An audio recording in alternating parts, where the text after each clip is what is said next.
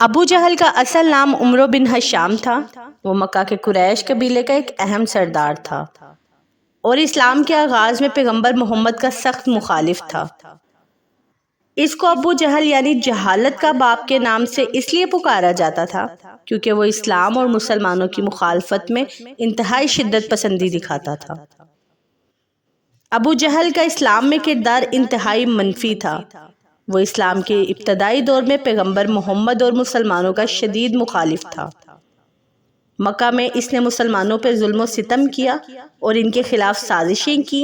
ابو جہل نے مسلمانوں کو ان کے عقیدے کی وجہ سے شدید اذیتیں دیں اور کئی مسلمانوں کو قتل بھی کیا۔ ابو جہل حضرت بلال حبشی رضی اللہ تعالیٰ عنہ کو گرم ریت پر لٹاتا اور ان کے سینے پہ بھاری پتھر رکھا کرتا تاکہ وہ اسلام چھوڑ دیں۔ یہ پیغمبر محمد کا بہت بڑا مخالف تھا۔ نعوذ باللہ یہ حضور کو گالیاں دیتا اور آپ کی تبلیغ میں رکاوٹیں ڈالتا۔ اس نے کئی بار آپ صلی اللہ علیہ وآلہ وسلم کو جسمانی طور پر نقصان پہنچانے کی بہت کوشش کی۔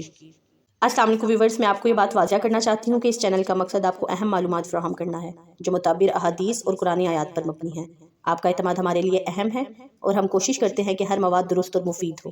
اگر آپ کو کوئی اہم نکتہ یا غلطی نظر آئے تو برائے کرم نشاندہی کریں، شکریہ۔ ابو جہل نے مسلمانوں کو اقتصادی اور سماجی پابندیوں کا سامنا کرنے پر مجبور کر دیا۔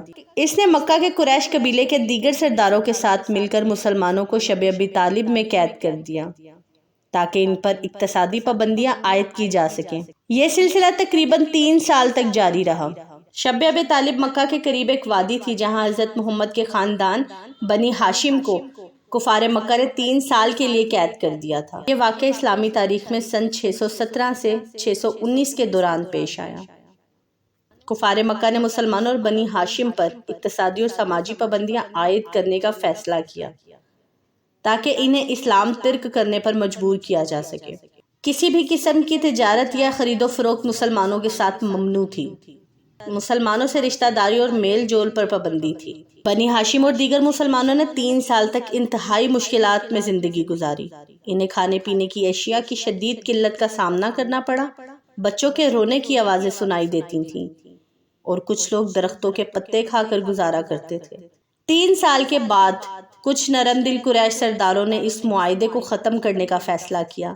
جب وہ معاہدے کی تحریری شکل کو نکالنے لگے تو دیکھا کہ اس پر دیمک نے سب کچھ چاٹ لیا تھا سوائے اللہ کے نام کے۔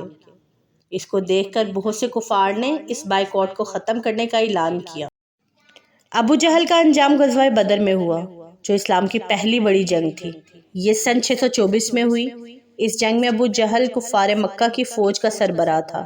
جنگ کے دوران مسلمانوں نے اللہ کی مدد سے فتح حاصل کی اور ابو جہل کو قتل کر دیا۔ غزوہ بدر میں مسلمانوں کی تعداد 313 تھی جبکہ کفار مکہ کی تعداد تقریباً 1000 تھی۔ اس کے باوجود مسلمانوں کو اللہ کی خصوصی مدد حاصل ہوئی اور انہوں نے اپنے سے 3 گنا بڑے لشکر کو شکست دی۔ دوران جنگ حضرت معاذ بن عمرو اور حضرت معوذ بن افرا جو دونوں نوجوان صحابی تھے ابو جہل کو قتل کرنے میں کامیاب ہوئے۔ بعد میں حضرت عبداللہ بن مسعود نے ابو جہل کی گردن اڑائی اور اس کی موت کی تصدیق کی۔ ابو جہل کی موت مسلمانوں کے لیے ایک بڑی فتح تھی کیونکہ وہ اسلام کے سخت ترین مخالفین میں سے تھا۔ اس کی موت سے مسلمانوں کے حوصلے بلند ہوئے اور کفار مکہ کے لیے ایک بڑی شکست ثابت ہوئی۔ قرآن پاک میں ابو جہل کا نام لے کر ذکر نہیں کیا گیا مگر اس کے اعمال اور انجام کے بارے میں اشارات موجود ہیں۔ وہ اسلام کا سخت مخالف تھا اور اس کی موت غزوہ بدر میں ہوئی جسے مسلمانوں کے لیے ایک بڑی فتح کے طور پر دیکھا گیا۔ قرآن پاک میں اس کے انجام کا ذکر کفار کی مجموعی تباہی کے ضمن میں آتا ہے۔ اس نے یہ ظاہر کیا کہ اللہ تعالیٰ کی مدد اور ایمان کی طاقت کے سامنے کوئی بھی مخالفت کامیاب نہیں ہو سکتی۔